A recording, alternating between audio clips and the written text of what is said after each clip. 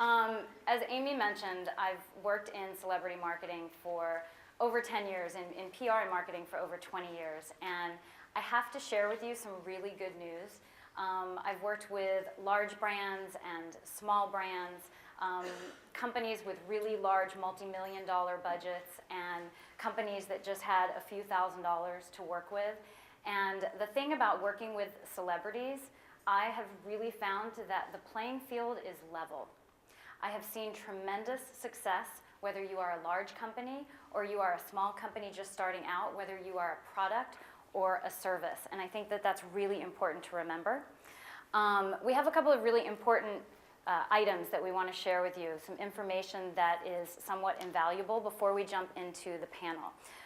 So first and foremost, and I know that there are a few of you in the audience who already own the Celebrity 411, so I'm not asking you this question. So to everyone else, can anybody tell me the number one most important thing that you must do before sending your product or service to a celebrity?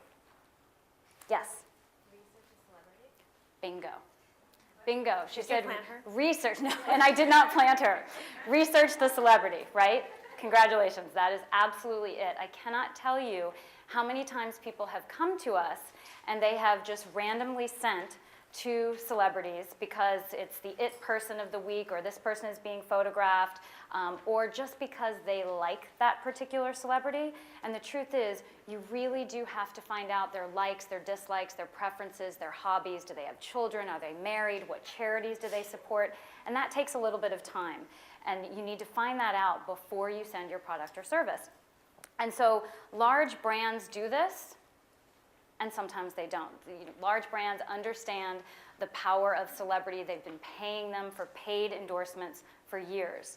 So does anybody remember this ad? This is from 2004. Yeah? So does anyone know that this ad was not particularly successful?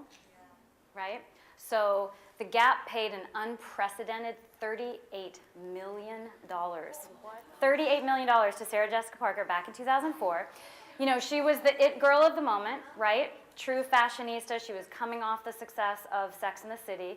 They felt that they actually saw a significant drop in sales. 6 months later, they dropped Sarah Jessica from the campaign. And do you know why?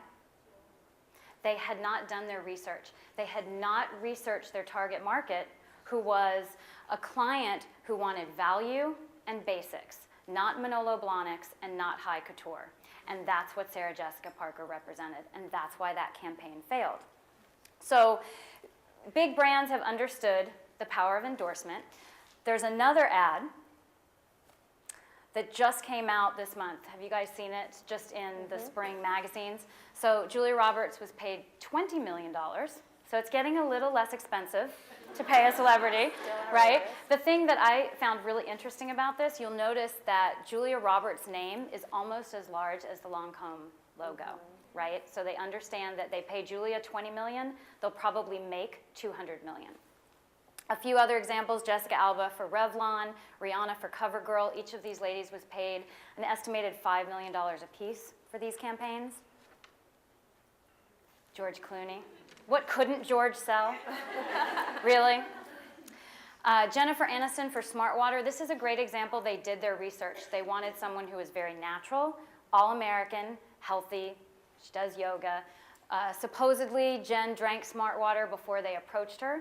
She's now an investor in the company. Time will tell whether it actually has affected their sales. I really haven't seen the research yet. If any of you have, come see me afterwards because I would love to know.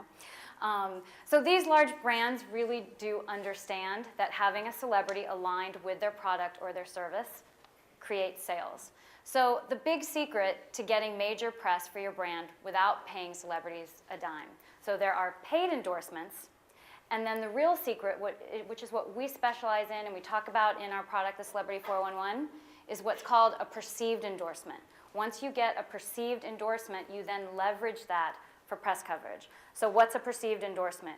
It means that you do your research, you find which celebrities make the most sense for your product or service, you then gift them with it, potentially multiple times, And then once you get feedback, once you get thank you notes, potential orders, photographs, you then leverage that for press coverage.